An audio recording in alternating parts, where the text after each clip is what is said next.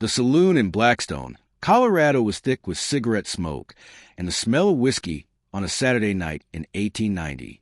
Men clustered around poker tables, their fortunes rising and falling with each hand dealt. Among them was Richard Hartwell, a man who had inherited considerable wealth but possessed none of the wisdom required to maintain it. He had been drinking for 6 hours and losing steadily for 5. His wife, Catherine, sat alone in their hotel room across the street, waiting for him to return. She had long ago stopped asking when he would be home, stopped questioning how much money he was losing, stopped believing that he would change. Over the past 3 years of their marriage, Richard had gambled away most of their fortune.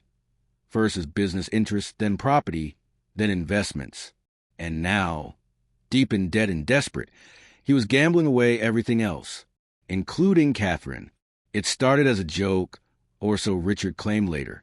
A man named Victor Crane, a wealthy cattleman known for his ruthlessness, had mentioned casually that he found Catherine beautiful.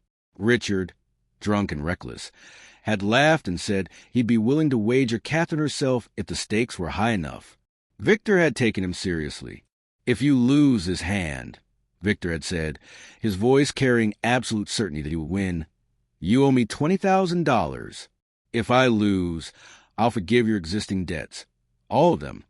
Richard had stared at the cards in his hand, a full house, and had believed himself invincible. He had pushed all his remaining chips into the center of the table and called Victor's bet. Victor had laid down 4 aces. In that moment, Richard Hartwell's marriage, his wife's autonomy, and Catherine's entire future changed irrevocably. He owed Victor Crane $20,000 that he didn't have. And, according to Victor, the debt also included Catherine herself, to be placed in Victor's household as payment for the gambling loss, until the monetary debt could be settled. When Richard arrived at the hotel room near midnight, smelling of whiskey and desperation, he didn't know how to tell Catherine. He sat on the edge of their bed in silence for a long time before speaking. "Catherine," he said finally, his voice hollow, "I've done something terrible."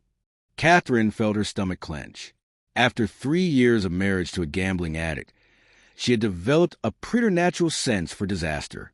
Richard told her everything.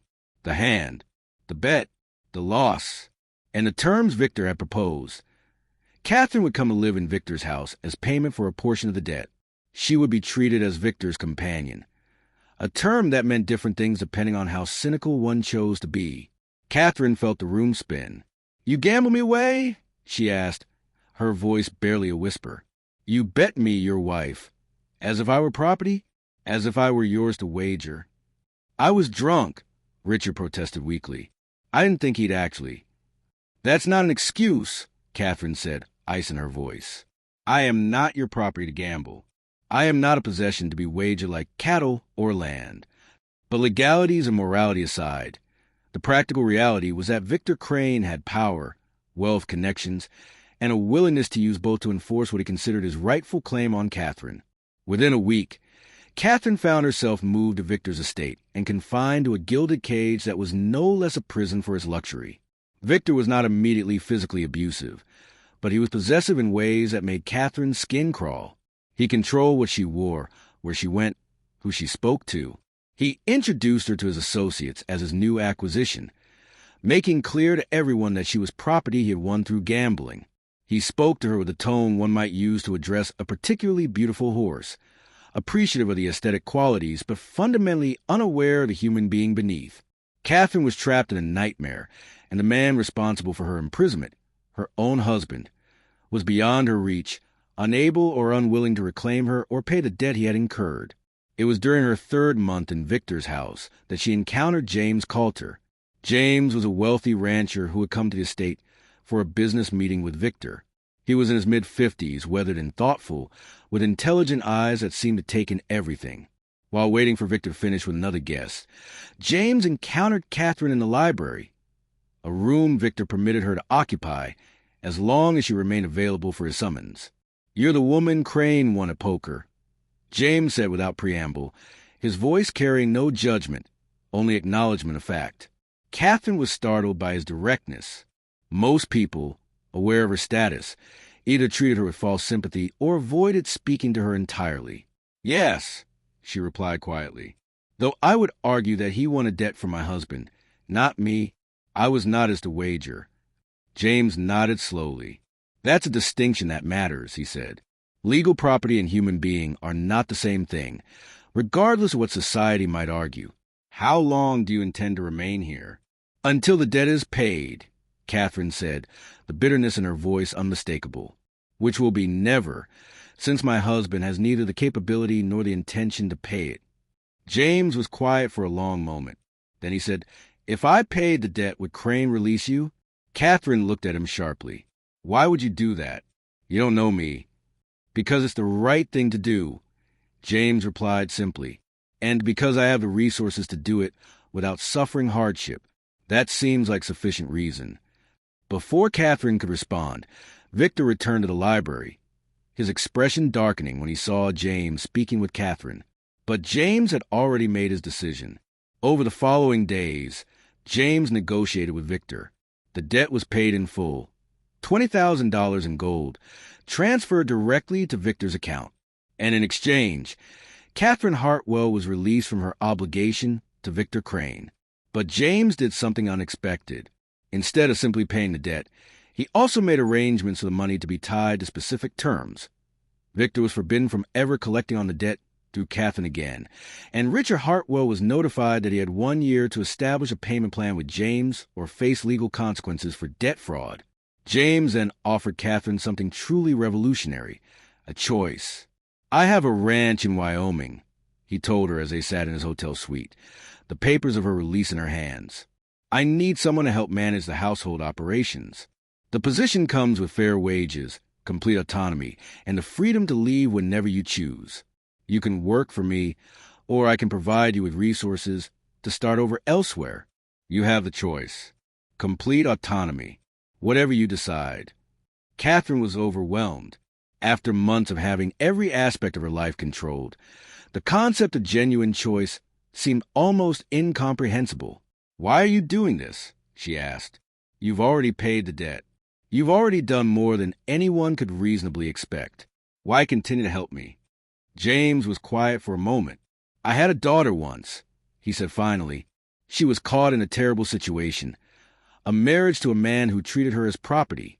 I tried to help her, but I wasn't in time. She died, and the guilt of not having done more, of not having acted sooner, has haunted me for 20 years. When I saw you, another woman trapped by a man's cruelty and another man's lack of conscience, I couldn't ignore it. I couldn't allow history to repeat itself. He paused, and Catherine saw genuine pain in his weathered face. Helping you is, in a way, my attempt to finally do what I couldn't do for my daughter, and perhaps my attempt to believe that sometimes people can be saved, that sometimes one person's willingness to act with integrity can change another person's entire trajectory. Catherine accepted his offer. The ranch in Wyoming became her sanctuary. She worked with James managing the household operations, and gradually, as weeks turned into months and months into years, something deeper developed between them, not out of obligation or gratitude, but out of genuine respect, shared values, and a slow-building recognition that they were partners in the deepest sense. Catherine recovered from her trauma with James's support. She regained her confidence, her sense of agency, her belief in her own worth.